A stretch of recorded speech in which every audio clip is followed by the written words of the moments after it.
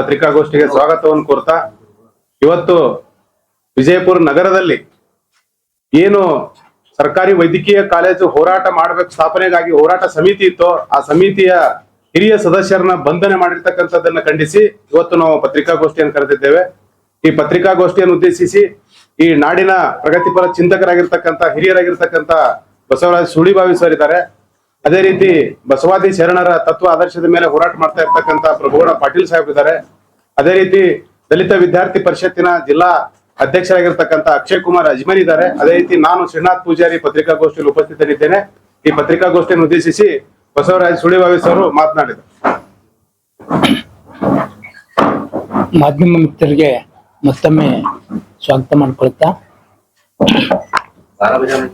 ಮುಖ್ಯವಾಗಿ ಆಡಳಿತ ನಡೆಸ್ತಕ್ಕಂಥವರು ಆ ಭಾಗದ ಹಿತಾಸಕ್ತಿಗಳನ್ನ ಮರೆತಾಗ, ಜನರ ಯೋಗಕ್ಷೇಮಗಳನ್ನ ಮರೆತಾಗ, ನೆಲ ಜಲ ಭಾಷೆಯ ಹಿತಾಸಕ್ತಿಗಳನ್ನ ಮರೆತಾಗ ಆ ಭಾಗದ ಎಚ್ಚೆತ್ತ ಜನತೆ ಸಂಘಟನೆಗಳು ಅದನ್ನ ಮುಂದಿಟ್ಕೊಂಡು ಹೋರಾಟ ಮಾಡ್ತಕ್ಕಂಥದ್ದು ಈ ಪ್ರಜಾಪ್ರಭುತ್ವ ಹಾದಿಯಲ್ಲಿ ಒಂದು ಒಳ್ಳೆಯ ನಡೆ ಅನ್ನೋದನ್ನು ನಾವು ಗಮನಿಸ್ಕೊಳ್ಬೇಕು. ನಮ್ಮದು ಪ್ರಜಾಪ್ರಭುತ್ವ ದೇಶ ಆಗಿರೋದ್ರಿಂದ ಸಂವಿಧಾನದತ್ತವಾಗಿ ಇಲ್ಲಿಯ ಜನಗಳಿಗೆ ಸಂಘಟನೆಗಳಿಗೆ ಹೋರಾಟ ಕಟ್ಟತಕ್ಕಂಥ ಹಕ್ಕಿದೆ, ಹೋರಾಟ ಮಾಡ್ತಕ್ಕಂಥ ಜವಾಬ್ದಾರಿ ಇದೆ. ಅದಕ್ಕನುಗುಣವಾಗಿ ಈ ಜಿಲ್ಲೆಯಲ್ಲಿ ಕಳೆದ 107 ದಿನದವರೆಗೂ ಕೂಡ ಇಲ್ಲಿಯ ಶೈಕ್ಷಣಿಕ ಹಿತಾಸಕ್ತಿಯನ್ನು ಗಮನಿಸಿಕೊಂಡು ಈ ನೆಲದ ಸಾಮಾಜಿಕ ಆರ್ಥಿಕ ಸಂಗತಿಗಳನ್ನು ಗಮನಿಸಿಕೊಂಡು ಈ ಜಿಲ್ಲೆಗೊಂದು ಸರ್ಕಾರಿ ಮೆಡಿಕಲ್ ಕಾಲೇಜ್ ಬೇಕು ಅನ್ನುವಂಥ ಒಂದು ಹೋರಾಟ ನಡೆದಿತ್ತು ಮತ್ತು ಈಗಲೂ ಕೂಡ ನಡೀತಾ ಇದೆ ಅದು. ಆದ್ರೆ ಆಡಳಿತ ಇಲ್ಲಿ ಸರ್ಕಾರಿ ಮೆಡಿಕಲ್ ಕಾಲೇಜ್ ಸ್ಥಾಪನೆ ಮಾಡೋದ್ರ ಬದಲಾಗಿ PPP ಪ್ರೈವೇಟ್ ಪಬ್ಲಿಕ್ ಈ ಸೆಕ್ಟರ್ ನಲ್ಲಿ ಪ್ರಾರಂಭ ಮಾಡಬೇಕು ಅಂತ ಒಂದು ಯೋಜನೆ ಇಟ್ಕೊಂಡಲ್ಲ, ಆ ಯೋಜನೆ ಈ ಜಿಲ್ಲೆಯ ವರ್ಗ ಹಿತಾಸಕ್ತಿಯನ್ನ ಕಾಯ್ತದೆ. ಮೇಲ್ಜಾತಿ ಮೇಲ್ವರ್ಗಗಳಿಗೆ ಅದು ಪೂರಕ ಆಗ್ತದೆ. ಇಲ್ಲಿರುವಂತ ಸಾಮಾನ್ಯ ಜನಗಳಿಗೆ, ಬಡಬಗ್ಗರಿಗೆ ಅದು ಅನುಕೂಲ ಆಗಂಗಿಲ್ಲ ಅನ್ನೋ ಕಾರಣಗಳಿಗೆ ಅವ್ರಿಗೆ ಅನುಕೂಲ ಆಗ್ಬೇಕು ಅನ್ನುವಂತ ಹಿನ್ನೆಲೆಯಲ್ಲಿ ಈ PPP ಯೋಜನೆಯನ್ನು ವಿರೋಧಿಸಿ ಇಲ್ಲಿ ಸರ್ಕಾರಿ ಮೆಡಿಕಲ್ ಕಾಲೇಜ್ ಬೇಕು ಅಂತ ಹೇಳ್ಕೊಂಡು ಕಳೆದ 107 ದಿನಗಟ್ಟಲೆ ಇಲ್ಲೊಂದು ಹೋರಾಟ ಶುರುವಾಗಿತ್ತು. ಈ ಸಂಘಟನೆ ಒಳಗಡೆ ಈ ಜಿಲ್ಲೆಯ ದಲಿತ ಪರ ಸಂಘಟನೆಗಳಿದ್ದಾವೆ, ಎಡ ಚಳವಳಿಯ ಸಂಘಟನೆಗಳಿದ್ದಾವೆ, ಮಹಿಳಾ ಸಂಘಟನೆಗಳಿದ್ದಾವೆ, ಬೇರೆ ಬೇರೆ ಎಲ್ಲ ಸಂಘಟನೆಗಳು ಕೂಡ ಇದ್ದಾವೆ. 150ಕ್ಕೂ ಹೆಚ್ಚು ಸಂಘಟನೆಗಳು ಇದಕ್ಕೆ ಈ ಹೋರಾಟಕ್ಕೆ ಬೆಂಬಲ ಕೊಟ್ಟಿದ್ದಾವೆ. ಇದು ಶಾಂತವಾದಂತ ರೀತಿ ಒಳಗಡೆ ಜನರ ಹಿತಾಸಕ್ತಿಯನ್ನು ಗಮನಿಸಿಕೊಂಡು ನಡೀತಾ ಇರುವಂತ ಹೋರಾಟ ಆಗಿತ್ತು. 100 ದಿನಗಳ ಕಳೆದರೂ ಕೂಡ ಸರ್ಕಾರಗಳು ಎಚ್ಚೆತ್ತುಕೊಳ್ಳದೆ ಇದ್ದಾಗ, ಆ ಬೇಡಿಕೆಗಳನ್ನು ಮನ್ನಿಸದೇ ಇದ್ದಾಗ ಚಳುವಳಿಗಾರರು ಬೇರೆ ಬೇರೆ ದಾರಿಗಳನ್ನ ತುಳಿಲಿಕ್ಕೆ ಸಾಧ್ಯತೆಗಳಿದ್ದಾವೆ. ಆದ್ರೆ ದುರಂತ ಏನು ಅಂತಂದ್ರೆ ಈ ದೇಶದೊಳಗಡೆ, ಭಾರತ ದೇಶದೊಳಗಡೆ, ಅದು ಕೇಂದ್ರ ಸರ್ಕಾರ ಆಗ್ಲಿ ರಾಜ್ಯ ಸರ್ಕಾರ ಆಗ್ಲಿ, ಯಾವಾಗಲೂ ಕೂಡ ಜನಪರವಾದಂತ ಹೋರಾಟಗಳನ್ನು ಸಹಿಸಿಕೊಂಡಿರ್ತಕ್ಕಂಥ ಉದಾಹರಣೆಗಳೇ ಇಲ್ಲ. ನೀವು ದೆಹಲಿಯಲ್ಲಿ ನಡೆದಿರುವಂತಹ ರೈತ ಹೋರಾಟವನ್ನು ಗಮನಿಸಿದರೆ, ರೈತ ವಿರೋಧಿ ಅಂತ 3 ಕಾಯ್ದೆಗಳನ್ನು ವಿರೋಧಿಸಿ ವರ್ಷಾನುಗಟ್ಟಲೆ ಹೋರಾಟ ನಡೆದಾಗ ಆ ಹೋರಾಟವನ್ನ ತುಳಿಯೋದಕ್ಕಾಗಿ, ಆ ಹೋರಾಟವನ್ನ ನಾಶ ಮಾಡೋದಕ್ಕಾಗಿ, ಆ ಹೋರಾಟವನ್ನ ಇಲ್ಲದಂತೆ ಮಾಡೋದಕ್ಕಾಗಿ ಕೇಂದ್ರ ಸರ್ಕಾರ ಎಷ್ಟೆಲ್ಲ ದಮನದ ನೀತಿಗಳನ್ನು ಅನುಸರಿಸಿತು ಅನ್ನೋದು ನಮ್ಮ ಕಣ್ಮುಂದೆ ಇದೆ.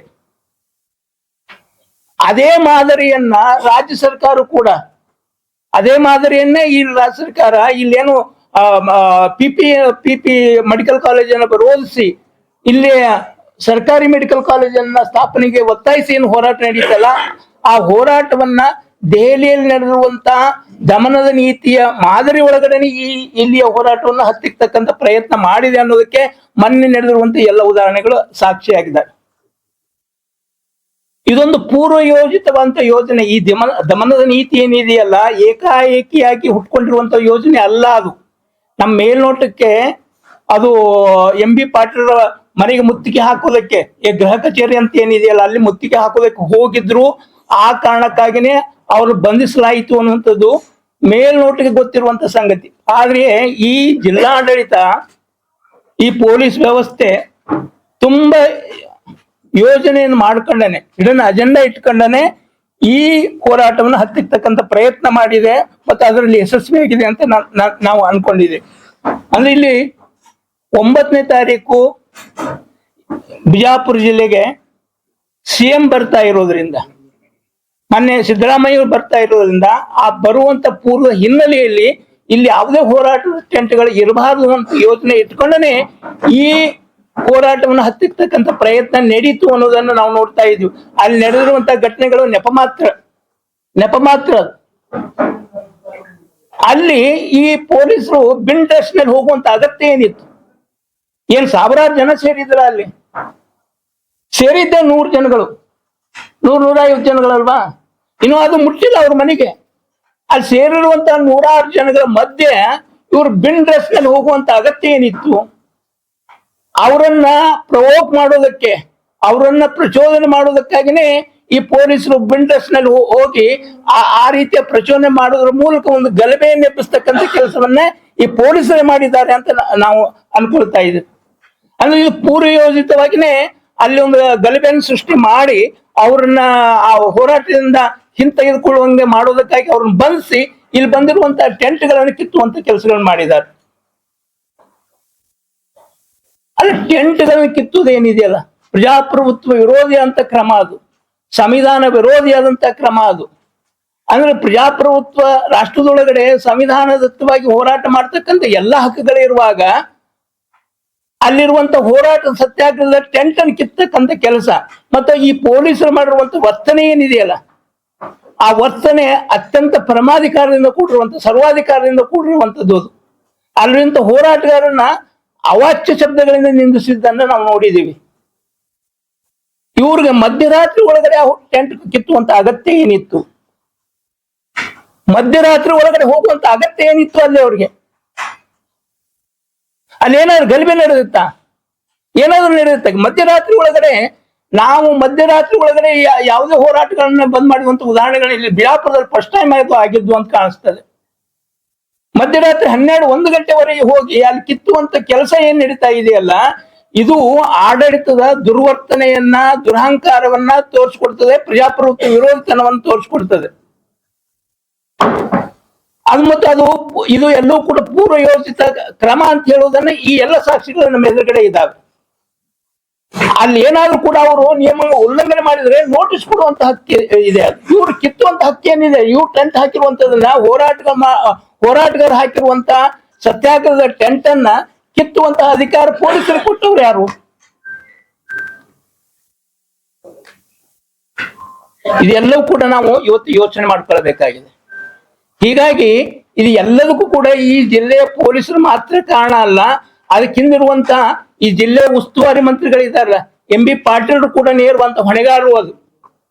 ಹೀಗಾಗಿ ರಾಜ್ಯದ ಮುಖ್ಯಮಂತ್ರಿಗಳಿಗೆ ನಾವು MB ಪಾಟೀಲ್ರನ್ನ ಈ ಜಿಲ್ಲೆಯ ಉಸ್ತುವಾರಿಯಿಂದ ಬಿಡುಗಡೆ ಮಾಡಬೇಕು ಅಂತ ನಾವೆಲ್ಲರೂ ಕೂಡ ಒತ್ತಾಯ ಮಾಡ್ಬೇಕಾಗಿದೆ. ಅವ್ರು ಈ ಜಿಲ್ಲೆ ಉಸ್ತುವಾರಿ ಅಗತ್ಯ ಇಲ್ಲ ನಮಗೆ.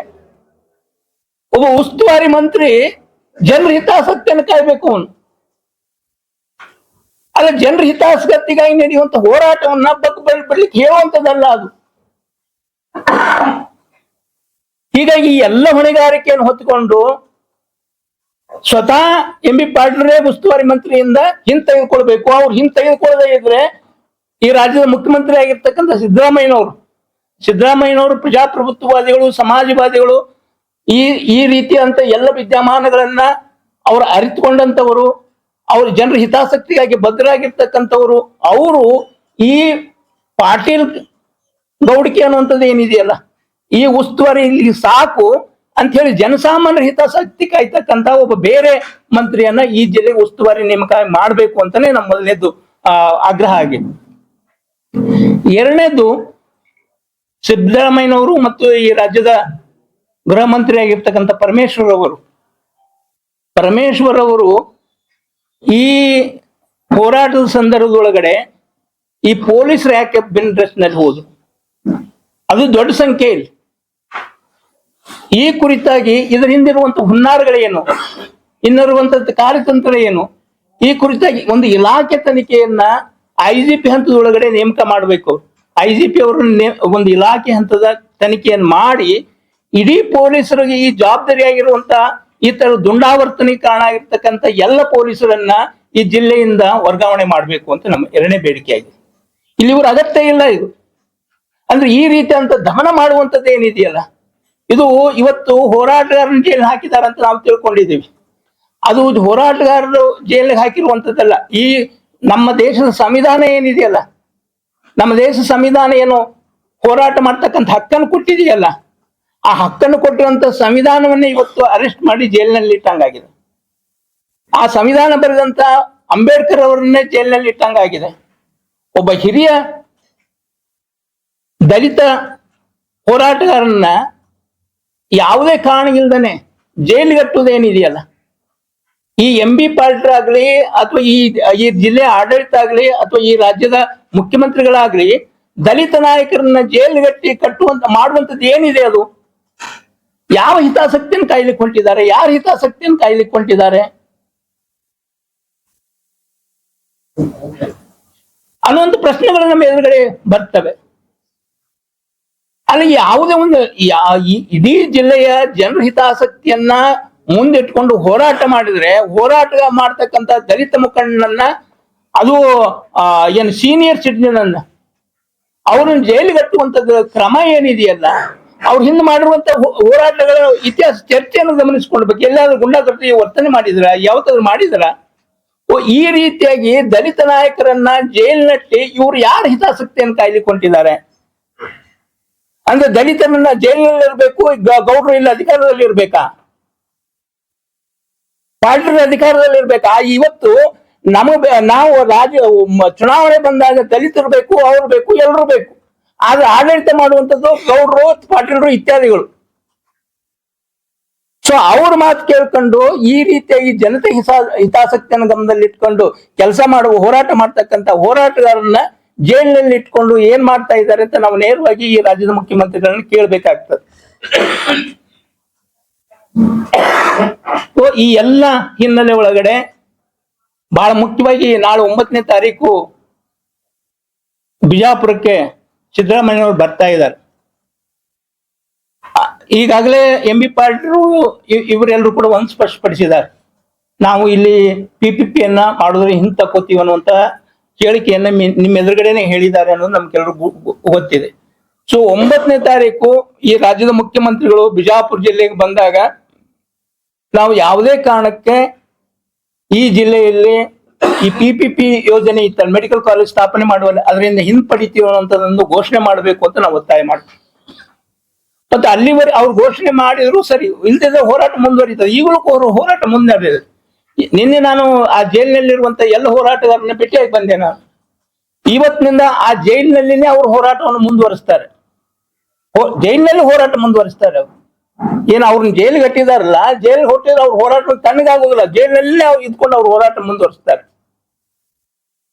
ಈ ಹೋರಾಟವನ್ನ ದಮನದ ರೀತಿ ಒಳಗೆ ದಮನ ಮಾಡ್ಲಿಕ್ಕೆ ಹೋದ್ರೆ ಸಾಧ್ಯನೇ ಇಲ್ಲ ಅದು ಮಣಿಯೋದಕ್ಕೆ.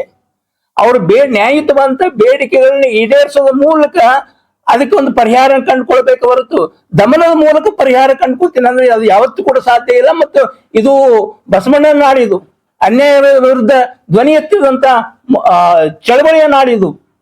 ನಾಳೆ ಈ ಮುಖ್ಯಮಂತ್ರಿಗಳು ಚೆನ್ನಮ್ಮನ ಪುತ್ಥಳಿಯನ್ನು ಅನಾವರಣ ಮಾಡ್ಲಿಕ್ಕೆ ಬರ್ತಾರೆ. ಚೆನ್ನಮ್ಮ ವೀರ ಮಹಿಳೆ, ಅನ್ಯಾಯದ ವಿರುದ್ಧ, ಸರ್ವಾಧಿಕಾರದ ವಿರುದ್ಧ, ಸಾರ್ವಭೌಮತ್ವ ಏನು ಬ್ರಿಟಿಷ್ ಸಾಮ್ರಾಜ್ಯದ ವಿರುದ್ಧನೇ ಹೋರಾಟ ಕಟ್ಟಿದ ಆಕೆಕಿ. ಈ ಸಾಮ್ರಾಜ್ಯದ ವಿರುದ್ಧ, ಬ್ರಿಟಿಷ್ ಸಾಮ್ರಾಜ್ಯದ ಹೋರಾಟ ಕಟ್ಟಿದಂತ ಮಹಿಳೆಯ ಮೂರ್ತಿಯನ್ನು ಅನಾವರಣ ಮಾಡ್ಲಿಕ್ಕೆ ಬಂದಿರುವಂತ ಮುಖ್ಯಮಂತ್ರಿಗಳು ಈ ಜನತೆ ಹಿತಾಸಕ್ತಿಯನ್ನು ಗಮನಿಸಿಕೊಂಡು ಇದನ್ನ ದಮನದ ಮೂಲಕ ಹತ್ತಿಕ್ಲಿಕ್ಕೆ ಹೋದ್ರೆ ಸಾಧ್ಯ ಆಗಂಗಿಲ್ಲ. ಬ್ರಿಟಿಷರನ್ನೇ ಓಡಿಸಿದಂತ ನಾಡಿನೊಳಗಡೆ ಇಷ್ಟೆಲ್ಲ ನಡೆದಿರುವಂತ ಇತಿಹಾಸ ಇರುವಾಗ ಇದನ್ನ ನ್ಯಾಯಯುತವಾದಂತ ಬೇಡಿಕೆಯನ್ನ ಈಡೇರಿಸೋದ್ರ ಮೂಲಕ ಪರಿಹಾರವನ್ನು ಕಂಡುಕೊಳ್ಳಬೇಕು ಹೊರತು ಹೋರಾಟವನ್ನು ಹತ್ತಿಕ್ಕೋದ್ರ ಮೂಲಕ ಕಂಡುಕೊಳ್ಳಿಕ್ಕೆ ಸಾಧ್ಯ ಇಲ್ಲ ಅನ್ನುವಂತ ಎಚ್ಚರವನ್ನ ಮುಖ್ಯಮಂತ್ರಿಗಳು ಗಮನಿಸ್ಕೊಳ್ಬೇಕು. ಆ ಕಾರಣಕ್ಕಾಗಿನೇ ನಾಳೆ ಇಲ್ಲಿ ಬಿಜಾಪುರಕ್ಕೆ ಬಂದಾಗ ಈ PPPಯನ್ನು ಹಿಂತೆಗೆದುಕೊಳ್ಳುವಂತ, ಅವರು ಬೇಕಾದ್ರೆ ಈ ಹಣಕಾಸಿನ ಭಾರ ಇರೋದ್ರಿಂದ ನಾವು ಈ ತಕ್ಷಣವೇ ಮೆಡಿಕಲ್ ಕಾಲೇಜ್ ಸ್ಥಾಪನೆ ಮಾಡ್ಲಿಕ್ಕೆ ಆಗ್ಲಿಕ್ಕಿಲ್ಲ ಅಂತ ಹೇಳ್ಬೋದು. 1 ವರ್ಷ 2 ವರ್ಷ ತಗೊಳ್ಳಿ, ಅದಕ್ಕೆ ನಮಗೇನು ಇದು ಇಲ್ಲ. ಅದು ಬಟ್ ಮುಖ್ಯವಾಗಿ ಅಂತ ಏನು ಅಂತಂದ್ರೆ ಈ PPP ಯೋಜನೆಯಿಂದ ಹಿಂಸರಿಬೇಕು, ಮೆಡಿಕಲ್ ಕಾಲೇಜನ್ನ ನಾವು ಸ್ಥಾಪನೆ ಮಾಡ್ತೀವಿ ಅಂತ ಘೋಷಣೆ ಮಾಡಬೇಕು. ಅದನ್ನ ಆರಂಭ ಮಾಡ್ಲಿಕ್ಕೆ 1-2 ವರ್ಷ ತಗೊಳ್ಳಿ ಅಂತ ನಾವು ಅನ್ಕೊಳ್ತಾ ಇದ್ದೀವಿ.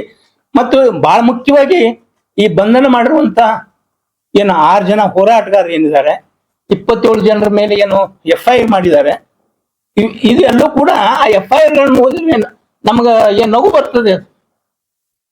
ಅವರು ಸುಳ್ಳು ಹೇಳುವುದೇನಿಲ್ಲ, ಪೊಲೀಸರು ಸುಳ್ಳು ಹೇಳುವುದು ಏನಿದೆಯಲ್ಲ, ಪೊಲೀಸರು ಸುಳ್ಳು ಹೇಳುವುದಿಲ್ಲ, ಇಡೀ ಸರ್ಕಾರನೇ ಸುಳ್ಳು ಹೇಳುವಂಗೆ.